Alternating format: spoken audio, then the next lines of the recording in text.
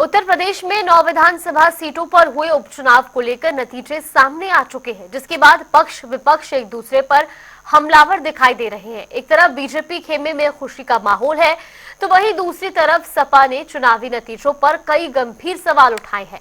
इसी के चलते अयोध्या सांसद अवधेश प्रसाद ने कहा कि ये चुनाव लोकशाही और तानाशाही के बीच हुआ। इसी कड़ी में बसपा सुप्रीमो का भी बयान सामने आया है। उन्होंने कहा कि जब तक देश के चुनाव आयोग द्वारा कोई सख्त कदम नहीं उठाए जाते, तब तक हमारी पार्टी देश में अब कोई भी उपचुनाव नहीं लड़ेगी।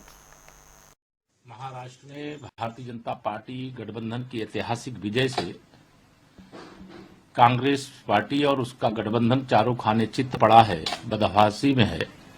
वहीं दूसरी ओर उत्तर प्रदेश के विधानसभा उपचुनाव में जो समाजवादी पार्टी के अध्यक्ष श्री अखिलेश यादव जी 9 में से 9 सीटें जीतने का दावा कर रहे थे, जब रिजल्ट आया तो खोदा पहाड़ निकली चूहिया। उन्होंने 3 सीटों के जो उपचुनाव हुए थे उन्हें रद्द करने की मांग किया था। उसमें एक सीसामऊ थी, एक कुनरकी थी, एक मीरापुर थी। सीसामऊ तो समाजवादी पार्टी जीत गई, जिससे हमें विश्वास है कि 2027 के विधानसभा चुनाव में उसे हम लोग फिर से जीतेंगे। और करहल, जहां हम इस बार कमल खिलाते खिलाते थोड़े अंतर से चूक गए, वहां पर भी विजय श्री भारतीय जनता पार्टी 2027 में प्राप्त करेगी। कुनरकी और मीरापुर में एक ऐतिहासिक चमत्कार जनता ने विशेष तौर से जिन यदुवंशियों को और जिन मुस्लिम तुष्टीकरण की राजनीति करते हुए जिन मुसलमानों को अपना बंधुआ वोट बैंक सपा समझती थी, वह वोट बैंक भी भाजपा प्रत्याशी हमारे ठाकुर रामवीर सिंह जी और मिथिलेश पाल जी के पक्ष में मतदान किया और दोनों सीटें वह भी बड़े अंतर से जीता।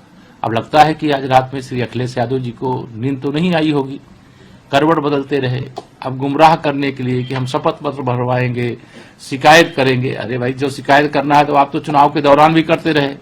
आप तो सीसामऊ विधानसभा सीट का उपचुनाव रद्द करने, वह संदेश है कि समाजवादी पार्टी की साइकिल पंचर हो चुकी है। समाजवादी पार्टी का पीडीए परिवार डेवलपमेंट एजेंसी फर्जी है। समाजवादी पार्टी का कोई भविष्य नहीं है। उन्हें अपनी साइकिल पर बैठ करके और बीच में साइकिल खराब हो जाए को नहीं कराया। केवल 9 चुनाव हुए और 9 चुनाव में ये चुनाव लोकतांत्रिक पद्धति के आधार पर नहीं हुआ है, बल्कि ये चुनाव तानाशाही और लोकशाही के बीच हुआ। तानाशाही का सोच क्या होती है, तानाशाही का आचरण क्या होता है, वही सब आचरण के आधार पर ये चुनाव हुआ है। ये चुनाव भारतीय जनता पार्टी जो जीत का दम भर रही है, उन्होंने लोकतंत्र की सारी मर्यादाओं को चकनाचूर करके और लोगों को धरवा कर रिवाल्वर के बल पर और अधिकारियों को पूरी तरह से पुलिस के लोगों ने लोगों के वोट को छोड़ा है, डाला है और लोगों को भगाने का काम किया है और उनको स्वतंत्र मतदान देने से रोका है और इसी से उनकी जीत हुई। निष्पक्ष रूप से, स्वतंत्र रूप से अगर चुनाव हुआ होता तो भारतीय जनता पार्टी की ये स्थिति न होती। ये कहना कि 27 का चुनाव एक आईना है, ये उनका दिवा स्वप्न है। निश्चित तौर से 27 के चुनाव में जिस तरह से इन्होंने रोक छेक, पुलिस का बल, अधिकारियों का बल का इस्तेमाल किया है, 27 में नहीं होने पाएगा। और 27 में माननीय अखिलेश यादव जी के नेतृत्व में इंडिया गठबंधन की सरकार बनेगी और भारतीय जनता पार्टी पूरी तरह से हारेगी और ये आज की सोच उनके लिए दिवास्वप्न साबित हुआ।